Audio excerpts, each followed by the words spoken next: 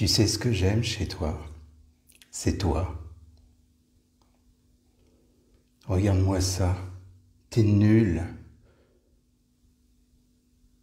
Comme c'est mignon, ta façon de me regarder. Je suis presque intimidé. Comment j'ai fait pour rencontrer une personne comme toi? Tu me dégoûtes. Tu sais quoi? Je vais faire de toi une star. Oh, ferme-la, parce que sinon tu vas vraiment le regretter. Ça vous parle tout ça? Le chaud et le froid, vous savez? On est un petit peu entre les deux parfois, à se demander, tiens, comme on dit souvent, c'est du lard ou du cochon.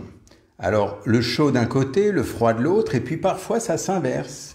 Alors, je vais poser ça quand même parce que je ne vais pas me geler les doigts. Le froid, c'est pas trop mon truc. Moi, j'aime bien le côté agréable, chaleureux. Alors, bonsoir déjà. Et puis, ce que j'aimerais, c'est vous parler ce soir d'un sujet. On m'a souvent dit, parle-en un jour et tout. Puis j'ai dit, oh, vraiment. Mais finalement, comme hier, je parlais un petit peu de l'amour de soi, vous savez, on a du mal à s'aimer soi-même, etc. Eh bien, dans la suite logique, eh bien, nous allons aujourd'hui parler donc d'un terme, c'est une appellation, on va dire, depuis 1986, c'est pas si vieux finalement.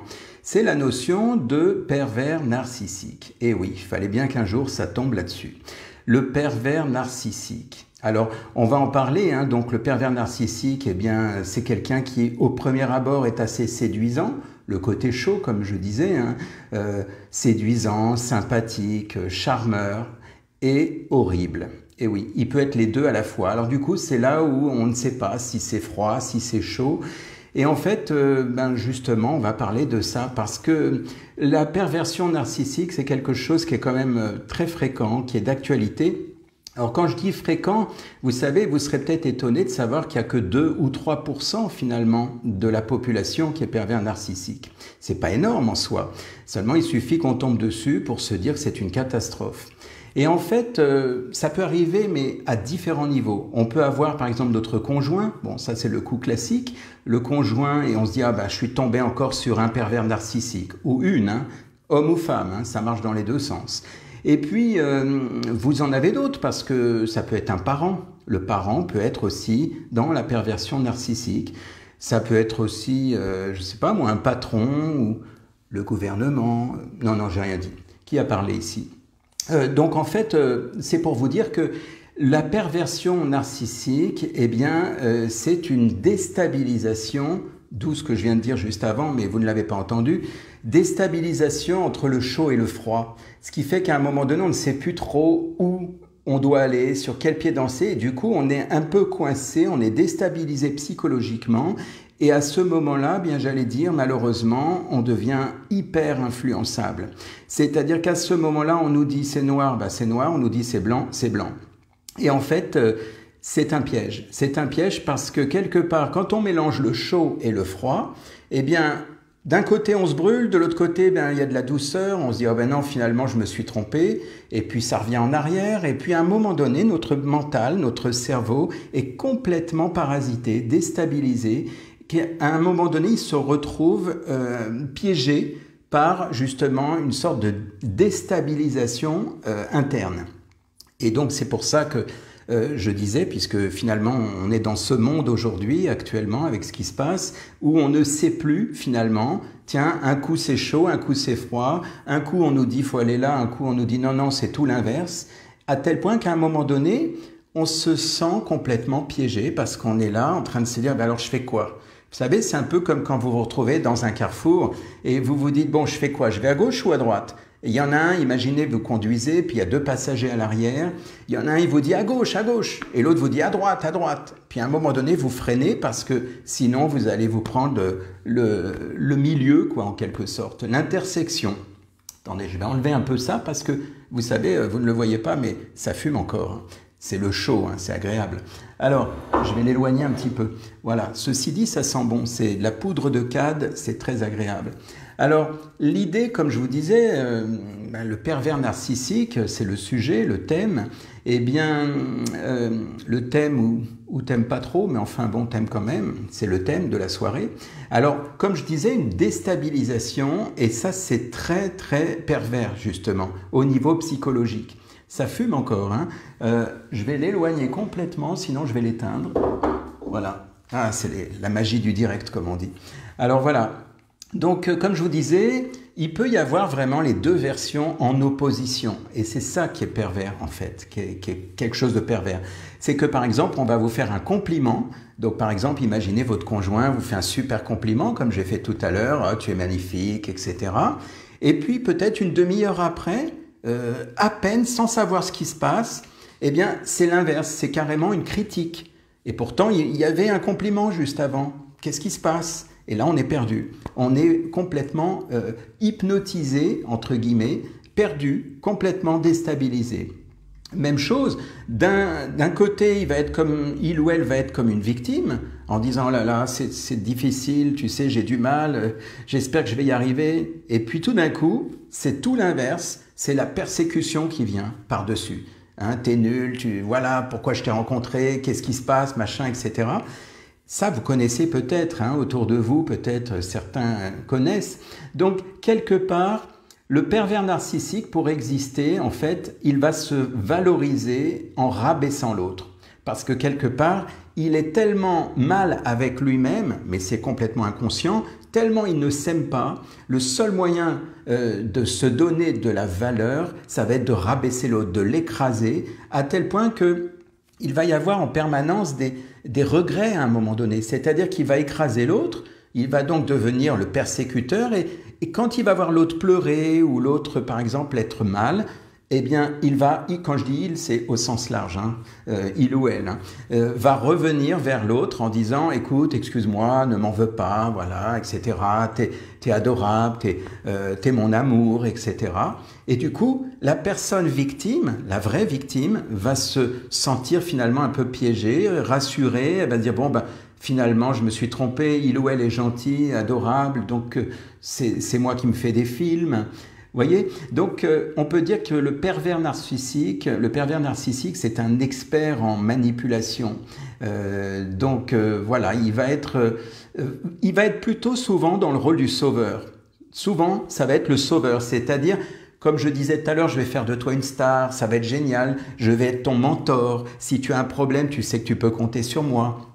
Et donc, quelque part, il joue un peu le rôle d'un père vert. Oui. Mais enfin, bref, il joue le rôle d'un père, d'un protecteur, d'un mentor.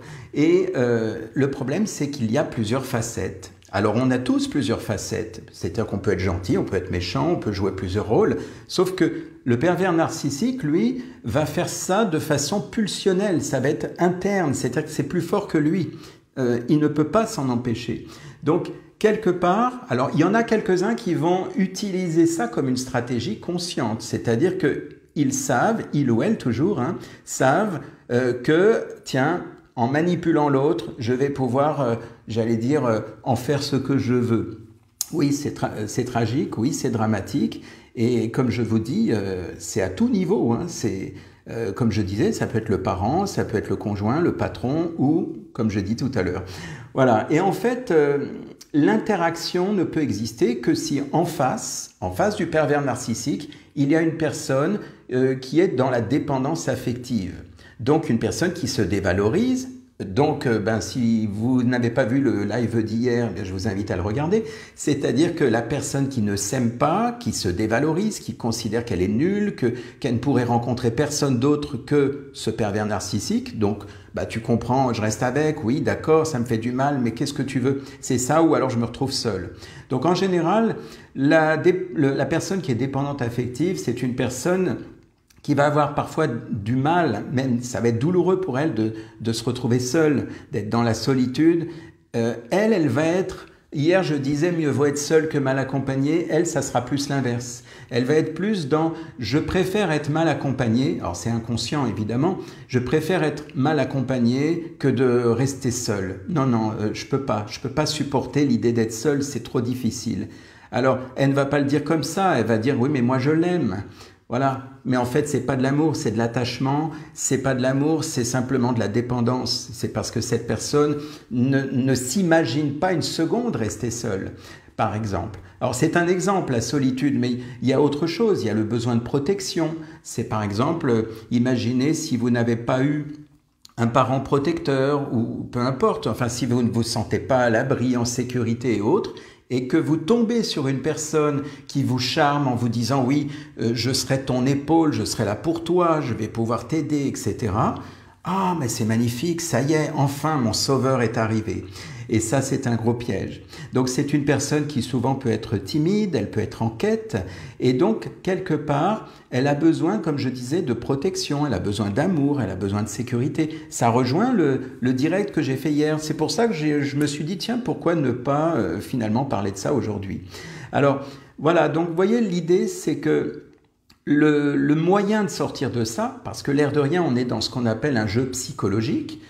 Pour ceux qui connaissent le triangle de Karpman, j'en ai déjà parlé, le triangle de Karpman, c'est le fameux persécuteur, sauveur, victime.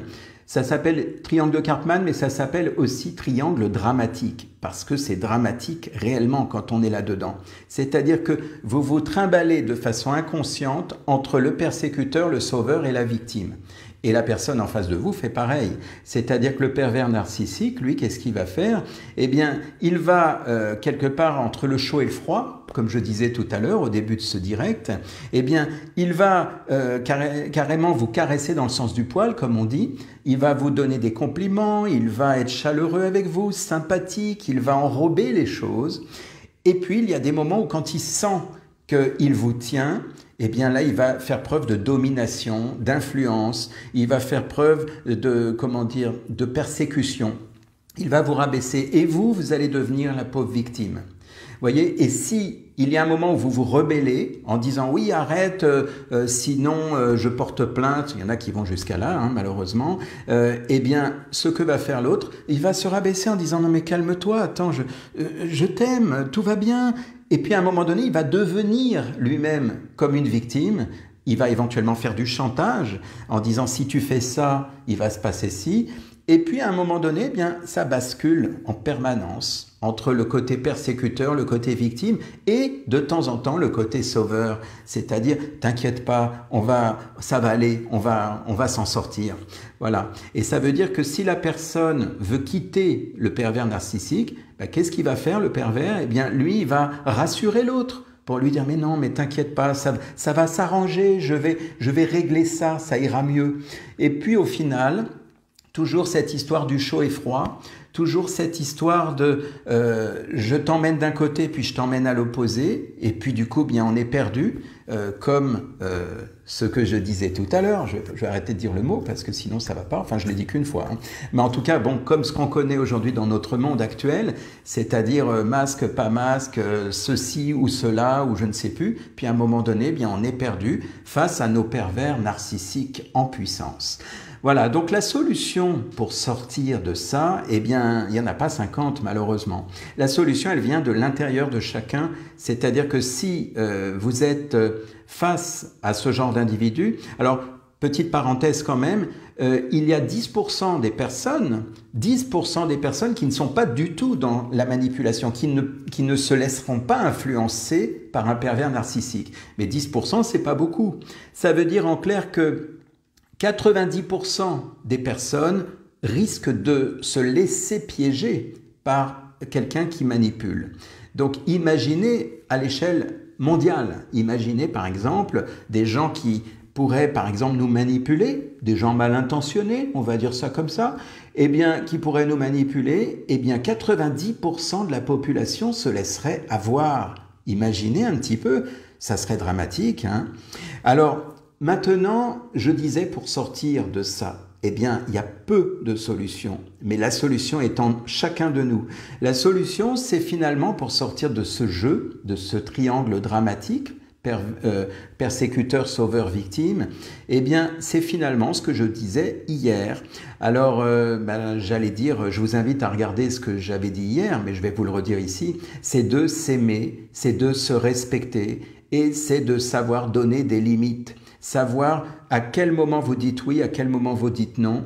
Et pour ça, il faut vraiment connaître vos valeurs et vos besoins.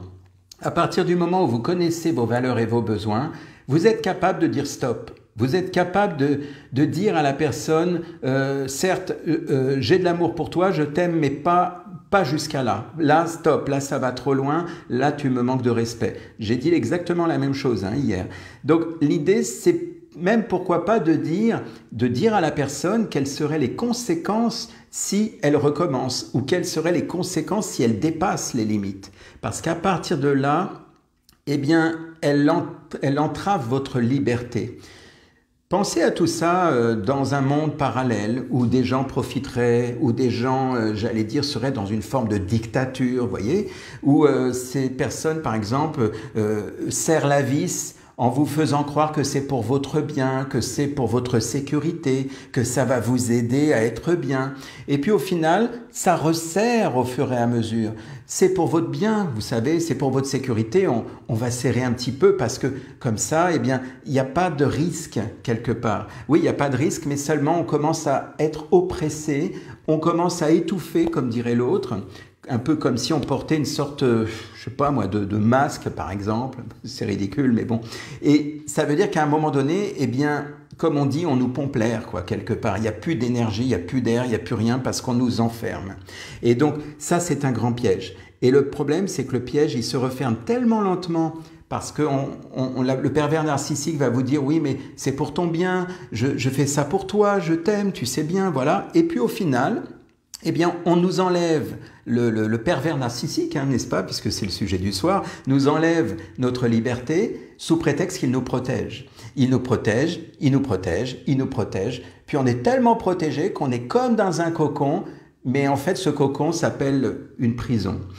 Voilà, bon, je ne sais pas si les messages passent, peut-être à un moment donné, oui, hein, je pense qu'il y a des moments où certaines personnes peuvent comprendre parfois le langage qui est sous-entendu. Mais en attendant, vous savez, le pervers narcissique, il est partout autour de nous. Alors attention, méfiance, on ne sait jamais. Voilà, bonne soirée à tous, puis n'hésitez pas, s'il y avait des petits commentaires, des messages, eh bien, parlons-en ensemble. À très bientôt et merci. Bonne soirée.